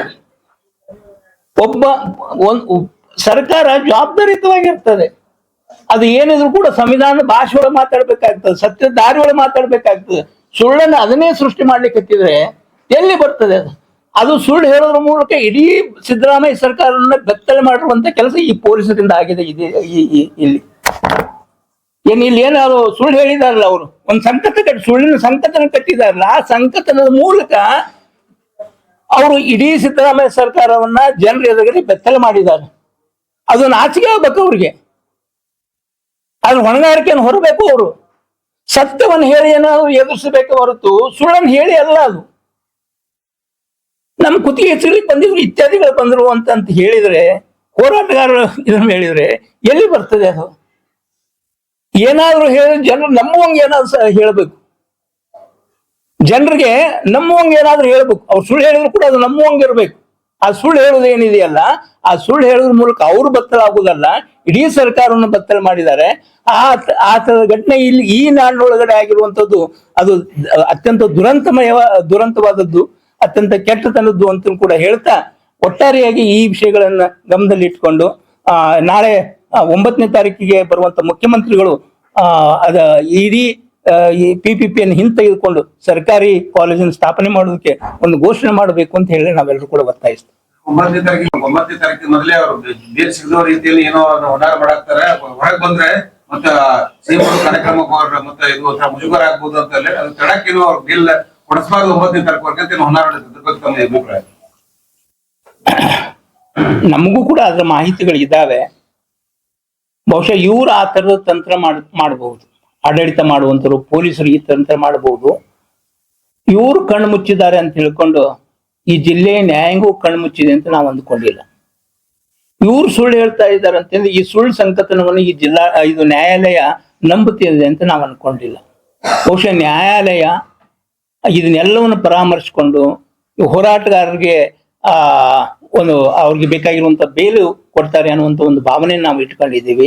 ಅವ್ರು ಬಿಡುಗಡೆ ಆದ್ರೆ ಆ ಬಿಡುಗಡೆ ಆದನ್ನ ಇಡೀ ಬಿಜಾಪುರ ತುಂಬಾ ಒಂದು ಓಪನ್ ಜಿಪ್ ನಲ್ಲಿ ಅವರು ಒಂದು ಮೆರವಣಿಗೆ ಮಾಡ್ಬೇಕು ಅಂತ ನಾವು ಅನ್ಕೊಂಡಿದ್ದೀವಿ. ಆ ಮೆರವಣಿಗೆ ಮಾಡೋದು ಎಂದೇ ಬಿಡುಗಡೆ ಆಗ್ಲಿ, ಏನು 7ರ ಪೂರ್ವದೊಳಗಡೆ ಬಂದ್ರೆ ಆ ಹೋರಾಟ ಈ ಮುಖ್ಯಮಂತ್ರಿಗಳ ಎದುರುಗಡೆ ಅಲ್ಲಿ ಕೂಡ ನಡೀತದೆ. ನಮಗೆ ಇದ್ರ ಅರ್ಥ ಯಾರನ್ನು ಅವಮಾನಿಸೋದಲ್ಲ ಅಥವಾ ಯಾವುದು ಇದನ್ನ ಮಾಡೋದು ಅಂತದಿಲ್ಲ. ಬಹಳ ಮುಖ್ಯವಾಗಿ ನಮಗೆ ಈ ಜಿಲ್ಲೆಯ ಹಿತಾಸಕ್ತಿಯನ್ನು ಗಮನಿಸಿಕೊಂಡು ಈ ಹೋರಾಟ ನಡೀತಾ ಇದೆಯಲ್ಲ, ಈ ಹೋರಾಟದ ನ್ಯಾಯವನ್ನ ಬೇಡಿಕೆಯನ್ನ ಈಡೇರ್ಬೇಕು ಅನ್ನೋದು ಅಷ್ಟೇನೆ. ಒಬ್ಬ ರಾಜಕಾರಣಿ ಆದಂತವನು ಮೊಟ್ಟ ಮೊದಲು ಮಾಡ್ಬೇಕಾದದ್ದು ಅದು. ಯಾಕಂದ್ರೆ ಅವರು ಜನರ ಪ್ರತಿನಿಧಿಯಾಗಿ ಹೋಗಿರ್ತಾರೆ, ಅದು MLA-ಗಳಾಗಿರ್ಲಿ ಯಾರೇ ಆಗ್ಲಿ ಪ್ರತಿನಿಧಿಗಳಾಗಿ ಹೋಗಿರ್ತಾರೆ. ಆ ಪ್ರತಿನಿಧಿಗಳಾಗಿ ಹೋದವರು ಮೊದಲು ಈ ಜಿಲ್ಲೆಯ ಹಿತಾಸಕ್ತಿಯನ್ನು ಕಾಪಾಡಬೇಕು, ಜನರ ಆಶೋತ್ತರಗಳನ್ನ ಈಡೇರಿಸುವಂತ ಕೆಲಸಗಳು ಮಾಡ್ಬೇಕು. ಅದು ಮಾಡದೇ ಇದ್ದಾಗ ಈ ತರದ ಹೋರಾಟಗಳು ಹೇಳ್ತಾ ಇದ್ದಾವೆ. ಇದೆಲ್ಲೂ ಕೂಡ ಜನತೆಯ ಪರವಾದಂತ ಹೋರಾಟ ಆಗಿರೋದ್ರಿಂದ ಈ ತರದ ಅಹವಾಲುಗಳನ್ನ ಮುಖ್ಯಮಂತ್ರಿಗಳಲ್ಲಿ ಕೂಡ ಅವರು ಬಿಡುಗಡೆ ಆದ್ರೆ ಅವ್ರ ನೇತೃತ್ವ ಒಳಗಡೆ ಕೂಡ ಆಗ್ಬಹುದು, ಇಲ್ಲದ ಬೇರೆ ರೀತಿ ಒಳಗೆ ಕೂಡ ಆಗ್ಬಹುದು. ಮುಖ್ಯವಾಗಿ ಈ ಸರ್ಕಾರಕ್ಕೆ ಅಂದ್ರೆ ಈ ಉಸ್ತುವಾರಿ ಮಂತ್ರಿಗಳಿಗೆ, MLA-ಗಳಿಗೆ ಮತ್ತು ಆ ಜಿಲ್ಲಾಡಳಿತಕ್ಕೆ ಪೊಲೀಸರಿಗೆ ವಿವೇಕ ಅನ್ನೋದಿದ್ರೆ, ಸಂವಿಧಾನದ ವಿವೇಕ ಅನ್ನೋದಿದ್ರೆ ಅವ್ರು ಮೊಟ್ಟ ಮೊದಲು ಪೊಲೀಸರಿಗೆ ಸಂವಿಧಾನ ಓದಿಸ್ಬೇಕು ಅಂತ ನನಗನ್ನಿಸ್ತದೆ. ಸಂವಿಧಾನ ಎಲ್ಲರ ಹಕ್ಕುಗಳನ್ನು ಹೇಳ್ತದೆ, ಹೋರಾಟದ ಹಕ್ಕುಗಳನ್ನು ಸಂವಿಧಾನವೇ ಕೊಟ್ಟಿರುತ್ತೆ, ಸಂವಿಧಾನದತ್ತ ಹೋರಾಟ. ಅದೆಲ್ಲವನ್ನೂ ಕೂಡ ಮರ್ತ್ಕೊಂಡು ಅದನ್ನ ಸಂವಿಧಾನ ವಿರೋಧಿಯಾಗಿ ವರ್ತನೆ ಮಾಡ್ಲಿಕ್ಕೆ ಅವ್ರನ್ನ ಹಚ್ಚೋದೇನಿದೆಯಲ್ಲ, ಅವರಲ್ಲಿ ಸಂವಿಧಾನದ ಅಧ್ಯಯನದ ಕೊರತೆ ಇದೆ ಅಂತ ನಮ್ಗೆ ಅನಿಸ್ತದೆ. ಈ ಸರ್ಕಾರ ಎಲ್ಲ ಪೊಲೀಸ್ ಸ್ಟೇಷನ್ ನಲ್ಲಿ ಕೂಡ ಈ ಸಂವಿಧಾನವನ್ನು ಕಡ್ಡಾಯವಾಗಿ ಇಡುವಂಥದ್ದು, ಸಂವಿಧಾನದ ಪ್ರತಿಯನ್ನು ಇಡುವಂಥದ್ದು, ಅವ್ರು ಓದಿಸುವಂತ ಕೆಲಸ ಕೂಡ ಆಗ್ಬೇಕು. ಅದು ಆಗದೆ ಇರೋದನ್ನ ಸಂವಿಧಾನದ ಏನು ಜ್ಞಾನದ ಕೊರತೆಯಿಂದಾಗಿ ಈ ಪೊಲೀಸರು ಹಿಂಗ್ ವರ್ತನೆ ಮಾಡ್ತಾರೆ ಅಂತ ನಮ್ಗೆ ಅನಿಸ್ತದೆ. ಅದು ಕೂಡ ಅದು ಆಗ್ಬೇಕು ಅಂತಾನೆ ಹೇಳ್ತಾ ಇದ್ದೀನಿ. 9ನೇ ತಾರೀಕು ಮುಖ್ಯಮಂತ್ರಿ ಬರಕ್ಕೆ ಆ ದಿನ ನೀವು ಯಾವ್ದೇ ಒಂದು ಪ್ಲಾನ್ ಮಾಡಿದ್ರೆ ಯಾವ ತರ ಪ್ರೊಟೆಸ್ಟ್ ಮಾಡ್ತೀರೋ ಅದನ್ನ ಸುಮ್ ಕೊಡ್ತೀರೋ ಅಥವಾ ಏನ್ ಮಾಡ್ತೀರಿ? ಯಾಕಂದ್ರೆ ನಿಮ್ಮ ಹೋರಾಟಗಾರರು ಕೆಲವರು ಮುಖ್ಯವಾಗಿ ಇರೋರು ಜನರಾಗಿದ್ದಾರೆ. ಜೈಲಿನಲ್ಲಿ ನಾವು ಹೇಳ್ತಾ ಇದೀವಲ್ಲ, ಜೈಲಿನಲ್ಲಿ ಕೂಡ ಇವತ್ತಿನಿಂದ ಹೋರಾಟ ಶುರು ಮಾಡಿದ್ದಾರೆ. ನೀವು ಹೊರಗಿದ್ದವ್ರು ಏನ್ ಮಾಡ್ತಾರೆ? ಹೊರಗಿದ್ದಂತವ್ರು ಕೂಡ ಬೇರೆ ಬೇರೆ ರೀತಿ ಒಳಗಡೆ ಹೋರಾಟವನ್ನು ಕಟ್ತಾರೆ. ಸ್ಪೆಸಿಫಿಕ್ ಆಗಿ ಸದ್ಯಕ್ಕೆ ನಾವು ಏನು ಹೇಳುವುದಿಲ್ಲ, ಮತ್ತೆ ಅದನ್ನ ಎಲ್ಲಿ ಕೂಡ ಬಹಿರಂಗ ಕೂಡ ಪಡಿಸೋದಿಲ್ಲ. ಅಗತ್ಯ ಬಂದಂತ ರೀತಿ ಒಳಗಡೆ ಆ ತರದ ಹೋರಾಟ ಅವತ್ತು ಕೂಡ ನಡೀತದೆ, ಮುಂದೆ ಕೂಡ ನಡೀತದೆ. ಆಮೇಲೆ ಇನ್ನೊಂದು ಬಹಳ ಮುಖ್ಯಪ್ಪ ಅಂತಂದ್ರೆ, ಈ ವಿಷಯದೊಳಗಡೆ ಬಿಜೆಪಿ ಮತ್ತು ಕಾಂಗ್ರೆಸ್ಗೆ ಏನು ವ್ಯತ್ಯಾಸಗಳಿಲ್ಲ. ಜನತೆ ಹೋರಾಟವನ್ನು ಹತ್ತಿಕ್ಕುವಲ್ಲಿ ಅಲ್ಲ, ಒಂದು ನಿಮಿಷ ಅದನ್ನ ಹೇಳ್ಬಿಡ್ತೇನೆ. ಈ ವಿಷಯದೊಳಗಡೆ ಏನು ವ್ಯತ್ಯಾಸಗಳಿಲ್ಲ. ಇದು ನಿಜವಾಗಿ ಕೂಡ ಬಿಜೆಪಿಯ ಬಳವಳಿ. ಇದು ಕೇಂದ್ರ ಸರ್ಕಾರದ ನೀತಿ ಏನು PPP ಯೋಜನೆ ಅನ್ನೋದು ಸದ್ಯ ಕೇಂದ್ರ ಸರ್ಕಾರದ ನೀತಿ ಅಲ್ಲ. ಒಂದು ನಿಮಿಷ ಅದನ್ನ ಹೇಳ್ತೀವಿ. ಇಲ್ಲಿ ಬಂದಂತ ಕೆಲವು ಬಿಜೆಪಿ ನಾಯಕರು ಈ ಚಳವಳಿಯನ್ನು ಬೆಂಬಲಿಸಿ ಇತ್ಯಾದಿಗಳನ್ನು ಬೆಂಬಲಿಸಿ ಏನು ಹೋರಾಟ ಮಾಡಿದ್ದಾರೆ. ಅವ್ರು ಮೊಟ್ಟ ಮೊದಲು ಟೀಕೆ ಮಾಡ್ಬೇಕಾಗಿದ್ದು ಕೇಂದ್ರ ಸರ್ಕಾರದ PPP ಯೋಜನೆಯನ್ನು. ಎಂದಾದ್ರೂ ಮಾತಾಡಿದಾರೆ ಅವರು? ಎಲ್ಲಾದ್ರೂ ಮಾತಾಡಿದ್ದಾರೆ ಬಿಜೆಪಿ ಅವರು? ಏನು ಮಾತಾಡಿಲ್ಲ ಅವರು. ಅದ್ರ ಅರ್ಥಪ್ಪ ಅಂದ್ರೆ ಅವ್ರಿಗೆ ಎರಡೆರಡು ಮುಖಗಳಿದ್ದಾವೆ, ದ್ವಿಮುಖ ಮುಖಗಳು. ಈ ಜನರ ಹತ್ರ ಇರುವಂತದ್ದು ಒಂದು ರೀತಿ ಒಳಗಡೆ, ಮೂಲತಃ ಒಂದು ರೀತಿ ಒಳಗಡೆ. ಈ ವಿಷಯದ ಒಳಗಡೆ ಏನಿದೆಯಲ್ಲ, ಬಿಜೆಪಿಗೂ ಕಾಂಗ್ರೆಸ್ಸಿಗೂ ಏನು ವ್ಯತ್ಯಾಸಗಳಿಲ್ಲ. ಆ ಬಿಜೆಪಿ ಅಂಗ ಸಂಘಟನೆಯಲ್ಲಿ ಇರ್ತಕ್ಕಂಥಗಳಿಗೆ ಏನು ಕೂಡ ವ್ಯತ್ಯಾಸಗಳಿಲ್ಲ. ನಾವು ಈ PPPಯ ಮೂಲ ಯೋಜನೆಯನ್ನೇ ವಿರೋಧಿಸಬೇಕಾದದ್ದು. ಬರೀ ಇಲ್ಲೆಲ್ಲ ಎಲ್ಲಾ ಕಡೆಯನ್ನು ವಿರೋಧಿಸಬೇಕಾದದ್ದು. ಅದು ಆ ತರದ ಕೆಲಸವನ್ನು ಕೂಡ ಅವ್ರು ಯಾರು ಕೂಡ ಮಾಡಿಲ್ಲ. ಈಗ ರಾಜ್ಯದೊಳಗಡೆ ಕಾಂಗ್ರೆಸ್ ಸರ್ಕಾರ ಇದೆ ಅನ್ನೋ ಕಾರಣಗಳಿಗಾಗಿ ಜನರನ್ನ ಗಮನ ಸೆಳೆಯೋದಕ್ಕಾಗಿ ಈ ರೀತಿ ಮಾಡ್ತಾ ಇದ್ದಾರೆ ಹೊರತು ಮೂಲ ಗುಣ ಏನಿದಾವಲ್ಲ, ಆ ಬಿಜೆಪಿಗೂ ಕಾಂಗ್ರೆಸ್ಸಿಗೂ ಏನು ವ್ಯತ್ಯಾಸಗಳಿಲ್ಲ ಅನ್ನೋದನ್ನ ಈ ವಿಷಯದೊಳಗಡೆ ನಾವು ಮನವರಿಕೆ ಮಾಡ್ತೀವಿ. ಪ್ಲೀಸ್. ಪ್ರಮುಖವಾಗಿ ರಾಹುಲ್ ಗಾಂಧಿ ಅವರು ಖಾಸಗೀಕರಣದ ವಿರುದ್ಧ ಈ ರಾಷ್ಟ್ರಾದ್ಯಂತ ಪ್ರತಿಭಟನೆಗಳನ್ನು ಮಾಡ್ತಾರೆ, ಪತ್ರಿಕಾಗೋಷ್ಠಿಗಳನ್ನು ಮಾಡ್ತಾರೆ. ದೊಡ್ಡದಾಗಿ ಇಲ್ಲಿ ತಮ್ಮದೇ ಸರ್ಕಾರ ಇದೆ. ಸಿದ್ದರಾಮಯ್ಯ ಅವರನ್ನ ಕರೆದು PPP ನೀವು ತಗೊಂಡಿರ್ತಕ್ಕಂಥ ನಿರ್ಧಾರಗಳು ತಪ್ಪು ಅಂತಕ್ಕಂಥ ಒಂದು ಸಲಹೆ ಕೊಡೋದಷ್ಟು ಅಜ್ಞಾನಿ ರಾಹುಲ್ ಗಾಂಧಿ ವಿಚಾರ ಸಾರ್ವಜನಿಕರಲ್ಲಿ ಚರ್ಚೆ ನಡೀತಾ ಇದೆ. ಒಂದು ಈ ಎಲ್ಲ ವಿದ್ಯಮಾನಗಳ ಬಗ್ಗೆ ಅವ್ರಿಗೆ ಗಮನಕ್ಕೆ ಬಂದಿದೆಯೋ ಇಲ್ಲೋ ಅಂತ ಗೊತ್ತಿಲ್ಲ ನಂಗೆ. ರಾಹುಲ್ ಗಾಂಧಿ ಅವರಿಗೆ ಇನ್ ಜನರಲ್ ಆಗಿ ಅವರು ಅದು ಇನ್ ಜನರಲ್ ಆಗಿ ಕೂಡ ಕಾಂಗ್ರೆಸ್ ಇದ್ರ ಎಲ್ಲದರ ವಿರೋಧಿ ಅಂತ ನಾವು ನಂಬಲಿಕ್ಕೆ ಆಗಂಗಿಲ್ಲ. ಯಾಕಂದ್ರೆ ಖಾಸಗೀಕರಣ ಇತ್ಯಾದಿಗಳಲ್ಲಿ ಕೂಡ ಕಾಂಗ್ರೆಸ್ನ ಕೊಡುಗೆ ಬಹಳ ದೊಡ್ಡದಾಗಿದೆ. ಆ ಕಾಂಗ್ರೆಸ್ ತಂದಿರುವಂತ ಯೋಜನೆಗಳನ್ನ ಈ ಬಿಜೆಪಿ ಸರ್ಕಾರ ಮುಂದುವರಿಸ್ತಾ ಇದೆ. ಅದನ್ನು ಕೂಡ ನಮ್ಮ ಗಮನಕ್ಕಿದೆ. ಅದಕ್ಕಾಗಿನೇ ಹೇಳಿದೆ ನಾನು, ಬಹಳ ಈ ಆಡಳಿತ ಮಾಡಿರುವಂತ ಕಾಂಗ್ರೆಸ್ಸಿಗೂ ಮತ್ತು ಬಿಜೆಪಿಗೂ ಅಂತ ವ್ಯತ್ಯಾಸಗಳೇ ಇಲ್ಲ ಅನ್ನೋದನ್ನ. ನಾನ್ ಮೊದಲು ನೀನ್ ಮೊದಲು ಅಂತ ಹೇಳಿಕ್ ಆಗುದೇ ಇಲ್ಲ. ಅದು ಆ ರೀತಿ ಒಳಗಡೆ ಇದೆ. ಸೊ ಇದನ್ನ ನಾವು ಗಮನಿಸ್ಕೊಂಡೇ ಯೋಚನೆ ಮಾಡ್ಕೊಳ್ಬೇಕು. ಮುಖ್ಯವಾಗಿ ನಾವು ಏನಪ್ಪಾ ಅಂತಂದ್ರೆ, ಒಂದು ಸರ್ಕಾರ ಇರಬಾರ್ದು ಅನ್ನುವಂಥದ್ದನ್ನ ಈ ರಾಹುಲ್ ಗಾಂಧಿ ಅವರು ಮನವರಿಕೆ ಮಾಡಿಕೊಳ್ಬೇಕು. ಈ ಜನವಿರೋಧಿ ಅಂತ ಈ ನೀತಿಯನ್ನ ಜನ ಇಷ್ಟೆಲ್ಲ ವಿರೋಧಿಸಲು ಅದು ಒತ್ತಾಯಪೂರ್ವಕವಾಗಿ ಮಾಡ್ತಕ್ಕಂಥ ಈ ಯೋಜನೆಯನ್ನ ಅವ್ರ ಗಮನಕ್ಕೆ ಬರೋದಾದ್ರೆ ತಕ್ಷಣವೇ ಅದನ್ನ ಈ ರಾಜ್ಯ ಸರ್ಕಾರಕ್ಕೆ ನಿರ್ದೇಶನ ಕೊಡೋದ್ರ ಮೂಲಕ, ಸಿದ್ದರಾಮಯ್ಯನವರಿಗೆ ನಿರ್ದೇಶನ ಕೊಡೋದ್ರ ಮೂಲಕ ಈ ಯೋಜನೆಯನ್ನು ನಿಲ್ಲಿಸಬೇಕಾದಂತ ಕೆಲಸವನ್ನು ಮಾಡ್ತಾರೆ. ಅವ್ರ ಗಮನಕ್ಕೆ ಬರುವಂತ ಕೆಲಸವನ್ನು ಕೂಡ ನಾವು ಉಳಿದವರು ಎಲ್ಲರೂ ಕೂಡ ಮಾಡ್ಬೇಕು ಅಂತ ನನಗೆ ಅನಿಸ್ತದೆ. ಸರ್, ಈಗ ಉಸ್ತುವಾರಿ ಸಚಿವರ ಜವಾಬ್ದಾರಿ ಜೊತೆಗೆ ಜಿಲ್ಲೆ ಇನ್ನೊಬ್ರು ಸಚಿವರು ಇದ್ದಾರೆ. ಅವ್ರು ಈಗ ಹಾವೇರಿ ನಾಳೆನೆ CM ಮೂಲಕನೇ ವೈದ್ಯಕೀಯ ಕಾಲೇಜನ್ನು ಉದ್ಘಾಟನೆ ಮಾಡಿಸಿದ್ದಾರೆ. ಅಲ್ಲಿ ಆಸಕ್ತಿ ತೋರಿಸಿದ್ದಾರೆ, ಆದ್ರೆ ಜಿಲ್ಲೆಗೆ ತೋರಿಸಿಲ್ಲ. ಅದ್ರ ಜೊತೆ ಇಲ್ಲಿ 6 ಮಂದಿ MLA-ಗಳಿದ್ದಾರೆ. ಬಾಯ್ ಬಿಡ್ತಾರೆ ಒಬ್ರು. ಇನ್ನೊಬ್ಬ MLA ಅಂತೂ ನಾನೇ ಬಂಡವಾಳ ಹೂಡ್ತೀನಿ PPP-ಗೆ 500 ಕೋಟಿ ಅಂತ ಹೇಳಿದ್ದಾರೆ. ಇಲ್ಲಿ ಇದರಲ್ಲಿ ಅವ್ರಿಗೂ ನೀವು ಪ್ರಶ್ನೆ ಮಾಡಲ್ವಾ? ಬರೀ ಉಸ್ತುವಾರಿ ಸಚಿವರನ್ನ ಅಷ್ಟೇ ಮಾಡ್ತೀರಾ? ಇಲ್ಲ, ನಾವು ಹಂಗ ಹೇಳಿಲ್ಲ. ನಾವು ಎಲ್ಲ ಜನಪ್ರತಿನಿಧಿಗಳನ್ನೇ ಹೇಳಿದೆ. ಎಲ್ಲ ಜನಪ್ರತಿನಿಧಿಗಳ ಜವಾಬ್ದಾರಿ ಕೂಡ ಇದು ಇರ್ತದೆ. ಜನಪ್ರತಿನಿಧಿಗಳಾದವರು ಜನರ ಹಿತಾಸಕ್ತಿಯನ್ನು ಕಾಪಾಡ್ತಕ್ಕಂಥದ್ದು ಮೊಟ್ಟ ಮೊದಲು ಮಾಡ್ಬೇಕಂತ ಕೆಲಸ ಅದು. ಈ ಜಿಲ್ಲೆಯ ಏನು ಪ್ರಶ್ನೆಗಳೇನಿದ್ದಾವಲ್ಲ, ನೆಲಜಲದ ಪ್ರಶ್ನೆಗಳೇನಿದ್ದಾವಲ್ಲ, ಭಾಷೆ ಪ್ರಶ್ನೆಗಳೇನಿದ್ದಾವಲ್ಲ, ಎಲ್ಲವುಗಳನ್ನು ಕೂಡ ಗಮನದಲ್ಲಿಟ್ಕೊಂಡು ಅದ್ರ ಸರ್ಕಾರ ಗಮನಕ್ಕೆ ತಂದು ಜನಪರವಾದಂತ ಕೆಲಸ ಮಾಡ್ಬೇಕಾದ್ರ ಕೆಲಸ. ಜನವಿರೋಧಿ ಅಂತದ್ದು ಏನಾದ್ರು ತಂದ್ರೆ ಅದನ್ನ ವಿರೋಧ ಮಾಡ್ಬೇಕಾದದ್ದು ಕೂಡ ಅದ್ರ ಕೆಲಸ ಅನ್ನೋದನ್ನ ನಾವು ಮೊಟ್ಟ ಮೊದಲನೇ ಹೇಳಿದ್ದೀವಿ. ಇದು ಬರೀ ಉಸ್ತುವಾರಿ ಸಚಿವರದಲ್ಲ, ಅದ್ರ ಅರ್ಥ ಇವರು ಎಲ್ಲರದ್ದು ಕೂಡ ಆ ಜವಾಬ್ದಾರಿ ಇದೆ ಅಂತ ಅನ್ನೋದನ್ನ ಗಮನಿಸಬೇಕು. ನಾವು ಹೆಂಗೆ ಹಾವೇರಿ ಒಳಗಡೆ ಸರ್ಕಾರಿ ಮೆಡಿಕಲ್ ಕಾಲೇಜ್ ಆಗೋದನ್ನ ಎಲ್ಲರೂ ಕೂಡ ಸ್ವಾಗತ ಮಾಡ್ಕೊಳ್ತೀವೋ, ಅದೇ ರೀತಿ ಅಂತ ಈ ಶಿವಾನಂದ ಪಾಟೀಲ್ ಬಿಡಿ, ಯಾರು MB ಪಾಟೀಲ್ರಿಗೆ ಅಂಥದ್ದು ಯಾಕೆ ಯೋಚನೆ ಬರಲ್ಲ? ಅಲ್ಲಿ ನಮ್ಮ ಶಿವಾನಂದ ಪಾಟೀಲ್ರು ಸರ್ಕಾರಿ ಕಾಲೇಜನ್ನ ಸ್ಥಾಪನೆ ಮಾಡಿ ಒಳ್ಳೆ ಹೆಸರನ್ನು ತೆಗೆದುಕೊಳ್ತಾ ಇದ್ದಾರೆ. ನಾನು ಒಳ್ಳೆ ಹೆಸರನ್ನು ತೆಗೆದುಕೊಳ್ಬೇಕು ಅಂತ ಇವ್ರು ಯಾಕೆ ಅನಿಸ್ಬಾರ್ದು? ಸೊ ಈ ರೀತಿಯಾಗಿ ಕೂಡ ಯೋಚನೆ ಮಾಡಬೇಕು. ಮತ್ತೆ ಇದರ ಅರ್ಥ ಇಲ್ಲಿ ಈ ಬಸವನ ಬಾಗೇವಾಡಿಯಿಂದ ಆಚೆ ಹೋದಿರ್ತಕ್ಕಂಥ ಶಿವಾನಂದ ಪಾಟೀಲ್ರಿಗೂ ಅಷ್ಟೇ ಜವಾಬ್ದಾರಿ ಇದೆ, ಉಳಿದ MLA ಗಳಿಗೂ ಕೂಡ ಅಷ್ಟೇ ಜವಾಬ್ದಾರಿ ಇದೆ. ಯಾವುದೋ ಒಂದು ಪ್ರಶ್ನೆ ಕೇಳಿ ಸದನದಲ್ಲಿ ಕೇಳಿ ಇದು ಮಾಡುವಂಥದ್ದಲ್ಲ. ಸೊ ಈ ಎಲ್ಲರ ಮುಂದಿಟ್ಕೊಂಡು ನಾಳೆ ಈ ಮುಖ್ಯಮಂತ್ರಿಗಳಿಂದ ಬಿಜಾಪುರ ಜಿಲ್ಲೆ ಬರ್ತಾರೆ, ಈ ಇಬ್ರು ಸಚಿವರು ಮತ್ತು ಉಳಿದ ಎಲ್ಲಾ MLA ಗಳು ಕೂಡಿಕೊಂಡು ನಮ್ಮ ಜಿಲ್ಲೆಗೆ ನಮ್ ಖಂಡಿತವಾಗಿ ಇದು PPP ಯೋಜನೆ ಬೇಡ, ಬಂದ್ರೆ ಸರ್ಕಾರಿ ಮೆಡಿಕಲ್ ಕಾಲೇಜ್ ಬರಬೇಕು ಅಂತ ಹೇಳಿ ಗಟ್ಟಿಯಾಗಿ ಹೇಳುವಂತ ಕೆಲಸಗಳು ಮಾಡ್ಬೇಕು. ಅದು ಮಾಡದೇ ಇದ್ರೆ ಬೇರೆ ರೀತಿಯಾಗಿ ಜನನು ಕೂಡ ಎಚ್ಚರಾಗಿದ್ದಾರೆ. ಬರೀ ಜನರನ್ನ ಯಾಮರ್ಸ್ಲಿಕ್ಕೆ ಸಾಧ್ಯ ಇಲ್ಲ. ಜನ ಎಲ್ಲ ವಿದ್ಯಮಾನಗಳು ಗಮನಿಸ್ತಾರೆ. ಆ ಎಲ್ಲ ಜನರು ಇವತ್ತು ಬೀದಿಗೆ ಬಂದಿರ್ಲಿಕ್ಕಿಲ್ಲ. ಆ ಎಲ್ಲ ವಿದ್ಯಮಾನಗಳನ್ನ ಗಮನಿಸ್ತಾ ಇದ್ದಾರೆ. ಆ ಗಮನಿಸ್ಕೊಂಡು ಅವ್ರು ಉತ್ತರ ಹೇಳ್ಬೇಕಂತ ರೀತಿ ಒಳಗಡೆ, ಉತ್ತರ ಹೇಳ್ಬೇಕಂತ ದಾಟಿ ಒಳಗಡೆ ಹೇಳ್ಬೇಕಂತ ದಿನ ಹೇಳ್ತಾರೆ ಅನ್ನುವಂತ ಎಚ್ಚರವನ್ನ ನೀವೆಲ್ಲ ಇಟ್ಕೊಳ್ಬೇಕು. MB ಪಾಟೀಲ್ರಿಗೆ ವಿಶೇಷವಾಗಿ MB ಪಾಟೀಲ್ರು ಅವ್ರನ್ನ ಈ ಸನಾತನವಾದಿಗಳು, ಕೋಮುವಾದಿಗಳು ಇವರೆಲ್ಲರೂ ಕೂಡ ಅವ್ರ ವಿರೋಧಿ ಅಂತದ್ದು ಏನಿದೆಯಲ್ಲ, ಆ ವಿರೋಧಿಯಾದಂತ ವಲಯ ಅವ್ರನ್ನ ಟಾರ್ಗೆಟ್ ಮಾಡಿದ್ದಾರೆ. ಆದ್ರೆ ಜನ ಟಾರ್ಗೆಟ್ ಮಾಡಿಲ್ಲ. ಈ ಹೋರಾಟಗಾರರಿಗೆ MB ಪಾಟೀಲ್ ಖಂಡಿತ ಟಾರ್ಗೆಟ್ ಅಲ್ಲ. ಅದು ನಮಗೆ ಬೇಕಾಗಿರುವಂಥದ್ದು ಇಲ್ಲಿ ಮೆಡಿಕಲ್ ಕಾಲೇಜ್ ಬರುತ್ತು, MB ಪಾಟೀಲ್ ಇದು ಅಲ್ಲ, ಧೋರಣೆ ಇದು ಅಲ್ಲ. ನಮಗೆ ಆ ಎಚ್ಚರವನ್ನ MB ಪಾಟೀಲ್ ಮನವರಿಕೆ ಮಾಡ್ಕೊಳ್ಬೇಕು. ನಮ್ಮ ಏನಂತಂದ್ರೆ, ನಾನು ಎಲ್ಲರ ಟಾರ್ಗೆಟ್ ಆಗ್ತಾ ಇದ್ದೇನೆ, ಹೋರಾಟಗಾರ ಟಾರ್ಗೆಟ್ ಮಾಡ್ಕೊಳ್ಳೋದು ಬೇಡ, ಜನತೆ ಟಾರ್ಗೆಟ್ ನಾನು ಆಗೋದು ಬೇಡ ಅನ್ನುವಂಥ ಎಚ್ಚರ ವಿಶೇಷವಾಗಿ MB ಪಾಟೀಲ್ ಬರ್ಬೇಕು. ಆ ಬರ್ತದೆ ಅಂತ ನಾವು ಅನ್ಕೊಳ್ತಿದ್ದೀವಿ. ಸೊ ಅದನ್ನ ಬಿಟ್ಟು ಹೋರಾಟವನ್ನೇ ಹತ್ತಿಕ್ತಕ್ಕಂಥ ಕೆಲಸ ಮಾಡಿದರೆ ಅದ್ರ ಪರಿಣಾಮಗಳು ಬೇರೆ ಆಗ್ತವೆ ಅನ್ನೋದನ್ನ ಗಮನಿಸ್ಕೊಳ್ಬೇಕು. ಹೇಳಿ ಪ್ಲೀಸ್. ಸರಿ ಸರ್.